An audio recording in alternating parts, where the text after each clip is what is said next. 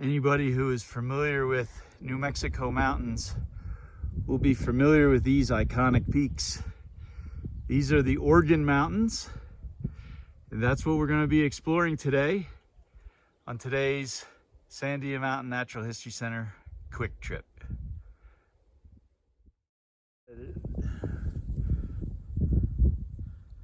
The Organ Mountains got their name because people back in the day used to think that these spires looked a little bit like a church organ.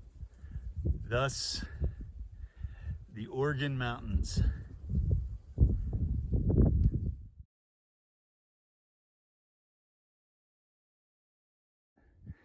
This is a pretty cool plant that we don't have in northern and central New Mexico.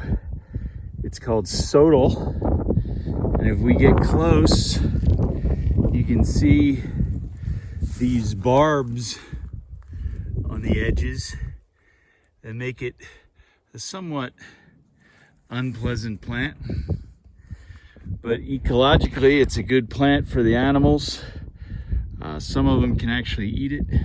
Smaller animals can hide underneath. So that's called sodal. Here we have a charred stump that is clear evidence of a fire at some point. But what's remarkable is that this is a juniper stump, and it is highly resistant to rot. And then couple that with a dry climate and the fact that it's charred, and this stump could be very, very old.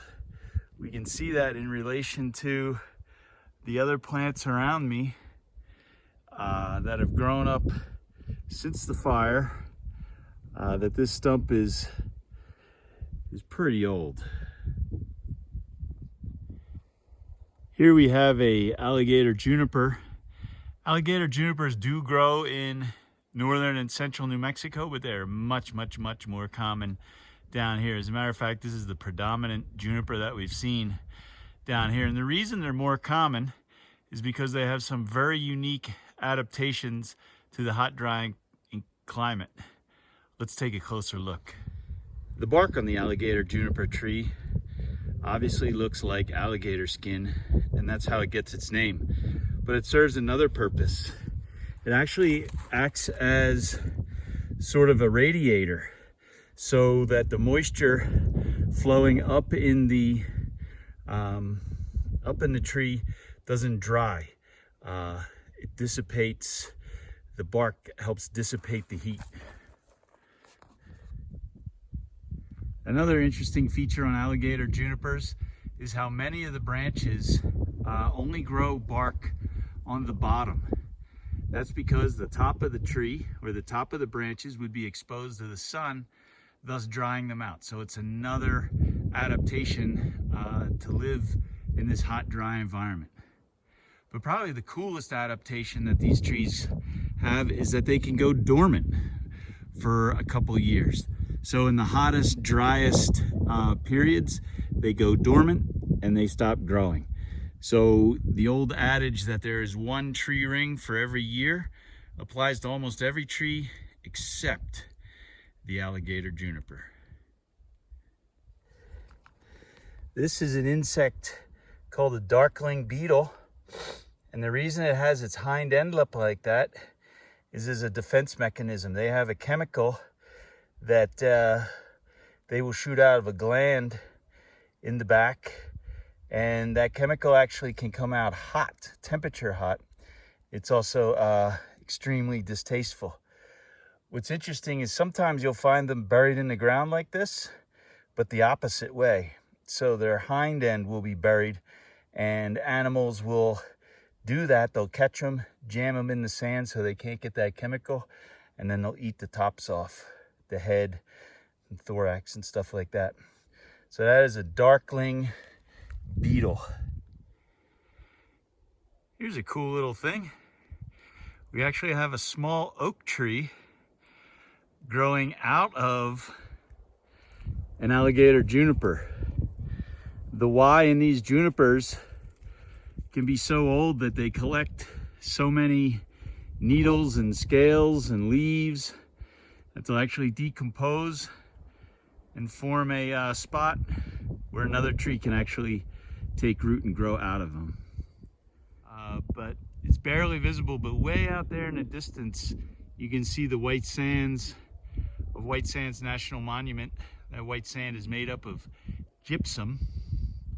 So this plant here is a currant, but what makes this plant deceiving, and sometimes what makes hiking in the desert deceiving, is if we look real close, see if we can get a focus. This tree has a lot of thorns on it. This is a wolf currant. There are other types of currants like golden currant, but this is a wolf currant, and it's called that because of these sort of hidden thorns.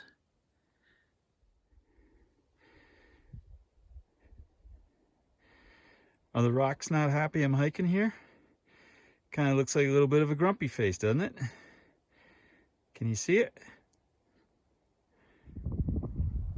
As I've been hiking, I've been hearing these mysterious rumblings or booms.